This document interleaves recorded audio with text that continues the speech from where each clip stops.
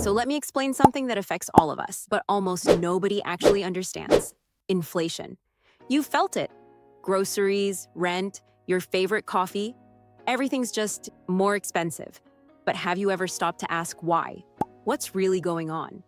Here's the simplest explanation, and it comes from economist Milton Friedman. He said, inflation is always and everywhere a monetary phenomenon. Sounds heavy, I know, but what he meant is actually super simple. Inflation happens when there's too much money chasing too few goods. That's it. Imagine this. There's a small economy with 100 apples and $1,000 in total. Each apple costs $10. Now let's say someone prints another $1,000, doubling the money supply. But the number of apples stays the same. What happens? Prices double. Now every apple costs $20. The apples didn't get better. The money just got weaker. And that is inflation. It's not about greed. It's not just some economic mystery. It's math. If this is already clicking, go ahead and tap like or subscribe now. We break this stuff down clearly, without the fluff.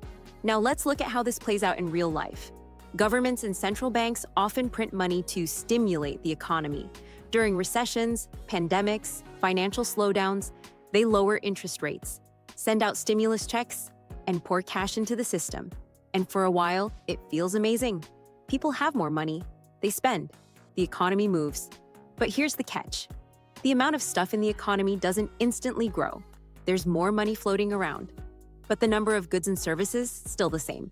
So prices rise, your paycheck stretches less, your savings lose power, and suddenly, just existing feels more expensive. Sound familiar? That's why inflation matters, because you can be working just as hard and still falling behind. Here's something Milton Friedman understood that most people still miss. You can't print prosperity. Printing more money doesn't create real value. It just makes each dollar worth a little bit less. In extreme cases, this can get scary.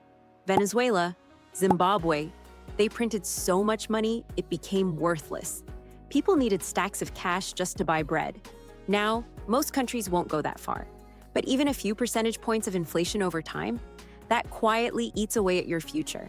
So, what can you actually do? Here's the mindset shift. Don't think of inflation as rising prices.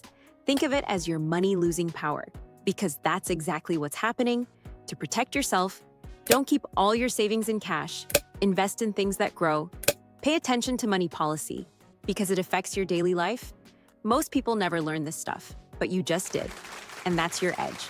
If you know someone who's earning more but still feeling behind, send them this video. Sometimes one idea is all it takes. Bottom line, too much money, not enough goods. Prices rise, that's inflation, explained. If this helped you see things more clearly, hit subscribe and keep learning with us. This is EconFast. Smart, simple, speedy. Stay sharp. Learn fast.